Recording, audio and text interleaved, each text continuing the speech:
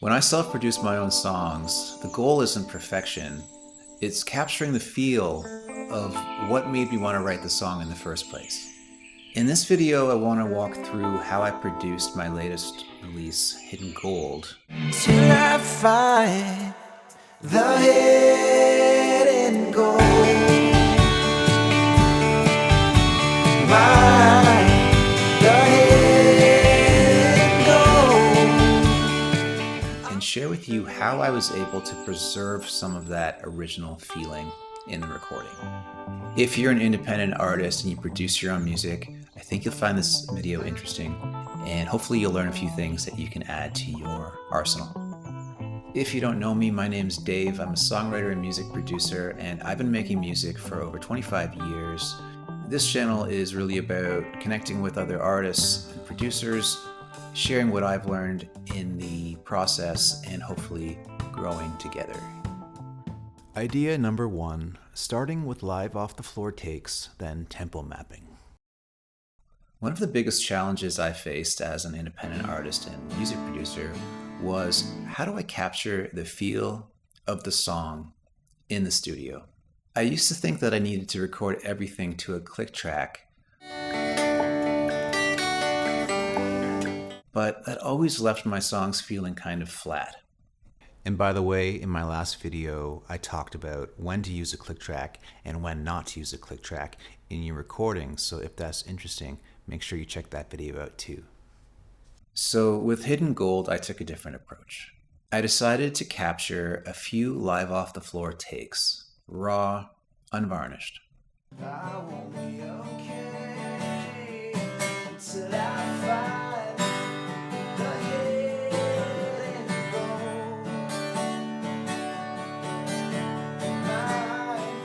The goal here wasn't to get it perfect, it was just to capture a feeling. And once I had a take that I felt good about, I brought that into the DAW and I tempo mapped a click to my live performance. Once I had a click track mapped to my performance, adding in virtual drums and maintaining that push-pull of the recording was possible. If you're self-producing your own music and you want to keep the feel of the song without sacrificing nice sounding, rich arrangements, this is a great way to preserve that human feel inside of the DAW. Idea number 2, recording in sections. There's this idea that you have to capture the entire performance in one take. In some situations this can work, but for me personally, when I'm in the studio writing and recording at the same time, I often find it more effective to record in sections. Recording in parts or sections allows me to really dial in the tone and feel for that particular part without having to figure out or solve the whole song all at once. Now, a couple notes on that. One thing I learned is that when you record in sections or pieces, it can be easy for different parts of the song to sound different from each other. Sometimes this can work, but sometimes it makes your song feel disjointed.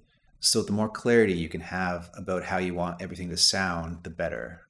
One more piece of advice if you're going to go this route is to take good notes. Writing down pickup settings, guitar, which one you're using, knowing how you can get back to that tone if you have to come back to it later.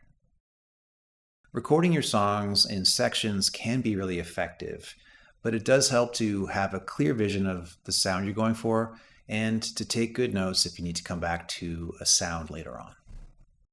Idea number 3, managing the energetic arc of the song. One of the biggest mistakes, and I think missed opportunities, I hear in a lot of self-produced music is when the energy of the song stays more or less the same from start to finish. For Hidden Gold, I was always trying to keep in mind where the song should build, where it should come down, and how to shape the arc of it.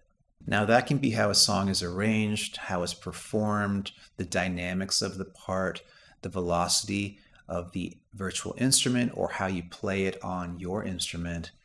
Or it can be a mix thing, how you develop the mix and how you actually build the mix in terms of where you raise parts up and where you drop them down. What makes songs interesting is how they grow and shrink over time. The key word is contrast. If everything's big and loud all the time, then nothing feels big. These ideas all essentially do the same thing, which is to serve the song.